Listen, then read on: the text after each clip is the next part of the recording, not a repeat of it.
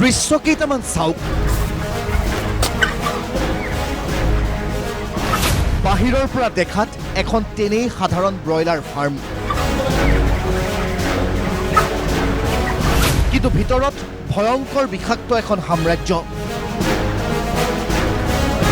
Broiler ফাৰ্মৰ আঁৰত চলি আছিল ভয়ংকৰ মৃত্যুৰ বেহা। ব্ৰইলাৰ ফাৰ্মৰ ভিতৰত চলি আছিল নকল সুৰাৰ এটা বৃহৎ কাৰখানা।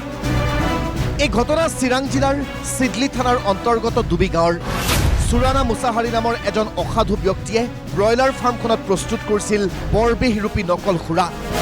সেই সুৰা খালী বটলত ভৰাই নতুনকৈ বিভিন্ন ব্ৰেণ্ডৰ লেবেলিং কৰি বিক্ৰী কৰিছিল বজাৰত।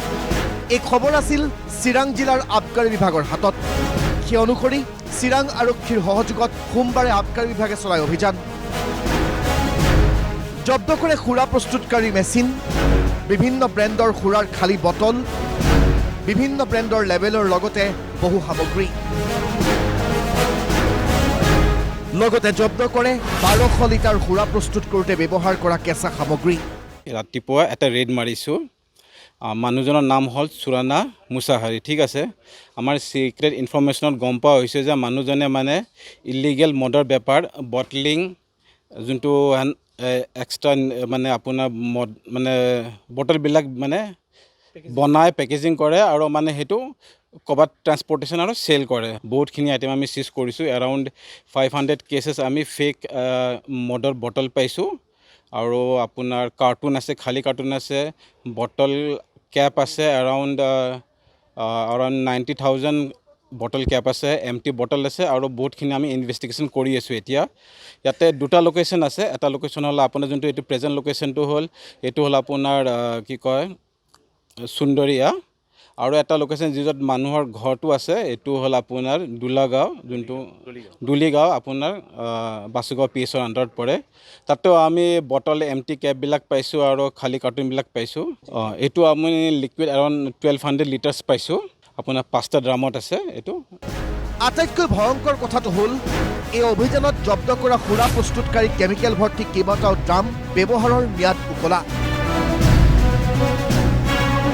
এই কেমিকেলেৰে প্ৰস্তুত কৰা বৰবিহ মেলি দিয়া হৈছিল বজাৰত। ইতিমধ্যে আৰক্ষীয়ে গ্ৰেপ্তাৰ কৰিছে চুৰানা মুছাহাৰীক। ইয়াৰ লগত জড়িত কাৰোবাক এৰেষ্ট কৰিছে? আমি এৰেষ্ট কৰিছোঁ। আমাৰ চুৰানা মুছাহাৰী বুলি মানুহ এজনক এৰেষ্ট কৰিছোঁ আৰু বাকী ইনফৰমেশ্যন তেওঁৰ পৰা আমি ওলাবলৈ চেষ্টা কৰি আছোঁ। কিন্তু এই ভয়ংকৰ কাণ্ডৰ সৈতে আৰু কোন কোন জড়িত? খবৰ অনুসৰি বঙাইগাঁৱৰ মুকেশ চাহু আৰু ৰামপ্ৰসাদ নামৰ দুই ব্যক্তি এই কাণ্ডৰ মূল নায়ক। দুয়োৰে ছত্ৰছায়াতে চলিছিল এই বৰবিহ প্ৰস্তুতকৰণৰ কাম। কিন্তু এই দুই ব্যক্তিৰ বিৰুদ্ধে প্ৰশাসনে কেতিয়া কৰিব তদন্ত? চুৰানা মুছাহাৰীৰ কাৰখানাৰ সুৰা ক'ত ক'ত বিক্ৰী হৈছিল? আবকাৰী বিভাগে বিক্ৰী হোৱা সুৰাসমূহ অনতিপলমে জব্দ কৰাটো নিতান্তই প্ৰয়োজনীয়। অন্যথা সেই সুৰাই ভয়ংকৰ বিপদ আনিব বহুতৰ জীৱনলৈ। ভিডিঅ' জাৰ্নেলিষ্ট বিজন চৌধুৰীৰ সহযোগত চিৰাঙৰ পৰা জয়ন্ত দেৱনাথৰ ৰিপৰ্ট, প্ৰতিদিন টাইম।